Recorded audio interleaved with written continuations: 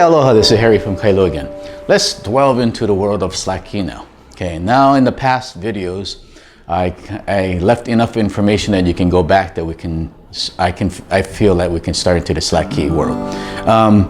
I left you the alphabet of music so that we can keep track of notes, and the balls of information videos are to kind of remind you of how to multitask, because that's what we do in Slack-Key, and it's just like jazz and rock and roll and blues. It's an improvised thing within the framework. Okay, so I'm in open G tuning right now. This is D, G, D, G, B, D. Standard guitar sound is like this. So as the Spanish guitar got left around the world, because the Spanish conquered the world all over the place and their guitars got left behind, standard guitar tuning doesn't sound pleasant to the ear, except these three strings do. That's the D, G, B, which is a G chord. So the tendency, remember, was they tuned down instead of up, because like I said, if you tuned up and you broke a string back then, there's no music stores to replace your strings. So these two E's got tuned down 2 frets to D to match this note, and this A got tuned down to G to match this note. So now I have a G chord. G used to be here in standard guitar, but in this tuning, it's here. Because it got tuned down, I moved 2 frets up. But check this out. This is G, this is G, this is G, because the whole thing is G. So, what was interesting for me as a starting out guitar, between 8th and 9th grade is when I started guitar. And around that time, I was introduced to Slack-Key by a Hawaiian man who drove the pineapple truck, is all I recalled. He was a friend of my uncle's, and he drove a pineapple truck for the dough cannery. And he played a Slack-Key guitar on 12-string, and he was trying to share how to play Slack-Key when I was that young. And I tried for a little while, but I was just too young. I was too distracted by learning my rock and roll and stuff. So from senior year in high school, throughout college and beyond, I played in rock and roll bands for 5-6 nights a week for 11 years until I got burnt out playing in clubs. And then I also studied classical guitar in college. So I remember my first year of playing Slack-Key, it was very difficult to switch gears. I knew this as more for blues. And I remember also watching a Dolly Parton Christmas special, and she was singing Silent Night, and she was probably in this tuning because she has long fingernails, and she was singing Silent Night, Holy Night, all is calm, all is bright. She's just playing with one finger, because if this is a G chord, that's G sharp, A sharp, B. So the alphabet is going to help you remember. We're going to learn 12 times faster in this too. Okay, now to kind of draw you into want to learn the Slack-Key, I'm going to give you something that's very Hawaiian sounding in Slack-Key that's not found in my classical or rock and roll stuff. So I'm going to split the guitar in half. We're going to, remember in other previous Slack-Key stuff that you see me play, this 2 thumb notes is going to represent 2 beats of G. And if I play the 6th string and the 4th string, those 2 strings will represent the chord D7. Okay, so I'm going to keep this side more for the left hand of the piano. So I'm going to concentrate on these 3 strings, but I'm going to teach you this first. This is Do, Re, Mi, Fa, Sol, La, Ti, Do, Ti, La, Sol, Fa, Mi, Re, Do, in a harmony of a 6th. And what a harmony of a 6th is, this is right now B and this is a G. So if you look at the keyboard, if you play B on the left and G on the right, it's 6 letters apart. And if you play that distance, that's what this is on the guitar. This is a harmony of a 6th. And we measure notes, the distance, that we call these intervals. So I'm going to write it down on a piece of paper and show it to you so you can study. So let's do that now. Okay, so first you want to learn these positions. I tend to use my first and ring finger, and there's a reason for it. But you can experiment. But for a lot of the Slack-Key stuff I do, I use it with these 2 fingers. And first you have to just memorize the positions that I wrote down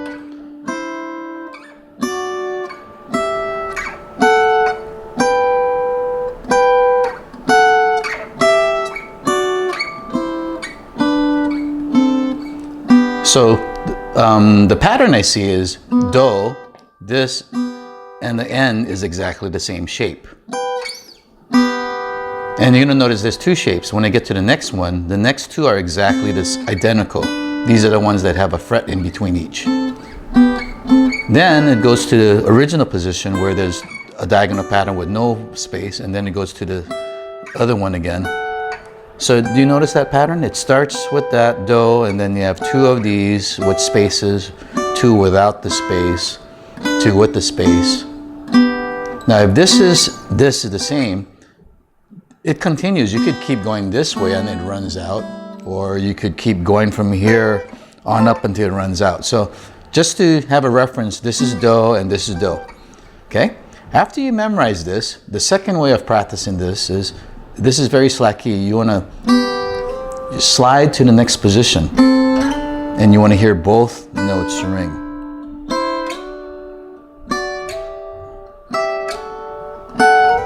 So you have to keep pressing your finger down so it keeps ringing. And you do it the opposite.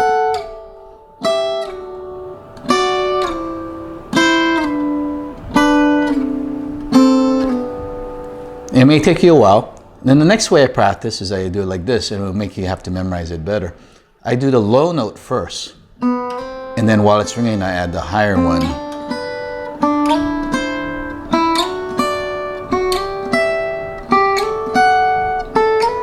And I go backwards, same idea.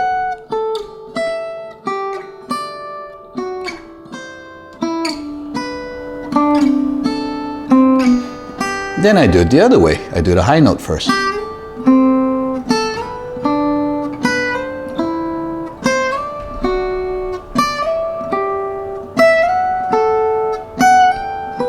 And the opposite.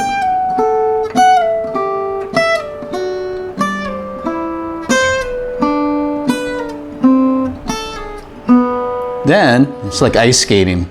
We don't ice skate in Hawaii, but oh, maybe we could in an ice rink. You can go like that and do the opposite.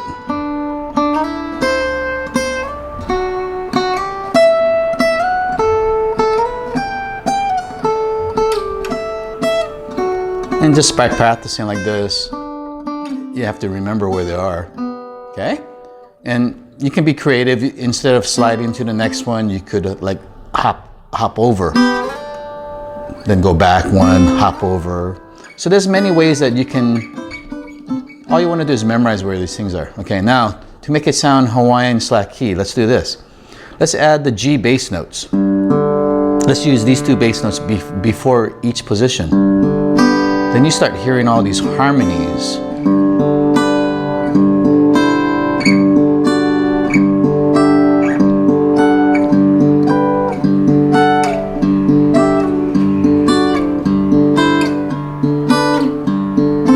Then I would do it with the D basses. And all of a sudden it sounds like the intros that you hear in a lot of the Slack-Key songs. These are like your tools. This is not the only harmonies. I'm just giving you something to start with.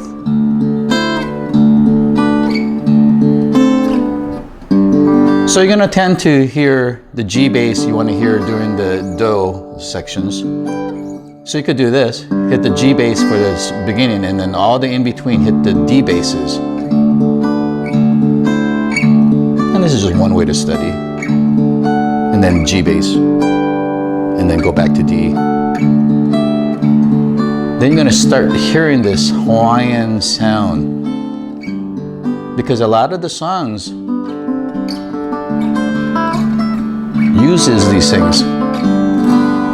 So that's your first. Okay, so here's another way to play the same interval of a sixth, but instead of these two strings, I'm gonna use the same notes B and G, but we're gonna put it on the fourth and second string. It's just another way. So here's the new positions, and I'll write these down and you can follow along. So remember 12 and 0 is the same. So you could go do, re, mi, and go past until it runs out. But what I'm going to do is teach you this way so you can see it's going to be a circle. We'll start here. That's your beginning and the end. Then you're going to have two of these shapes now. Now 12 is the same as open. And then it's going to go to the other first shape again. Then it goes to the second shape. And then of course you go backwards. You have to memorize new things. 0 is 12. And here back to the beginning. So you can practice this in the same kind of order. You can decide what fingers you want to use. If you want to slide, you got to slide like that.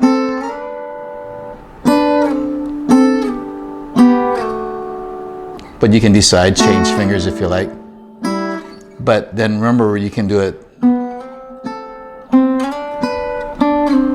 Oops.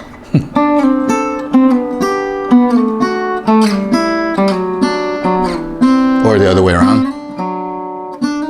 So depending on what you're going to do, you have to decide what fingers you want to use.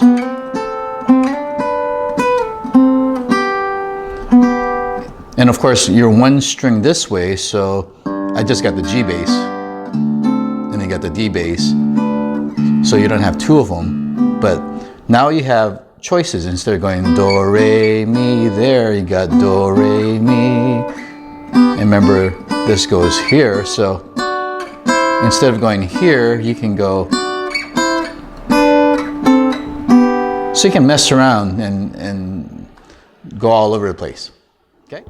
On a side note, Slack-Key was invented in Hawaii in like the 1830s, and then the Hawaiian steel guitar was more like the 1890s. So Slack-Key was first. So I'll show you why. So the places that I just showed you, that I'm playing it upside down right now. If you use a steel bar, you're now the fret. So you have to hold it kind of like this is a finger, and I'm pushing the thumb against it. And this is how, I guess, steel guitar got started, basically. You're playing the same places harder, because now you have to use your ear and your eyes.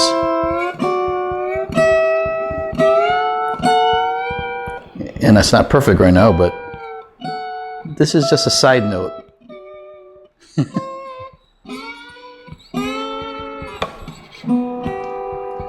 So origin of steel guitar came from the Slack-Key. So I just wanted to show you that, and then you can practice with that and have fun.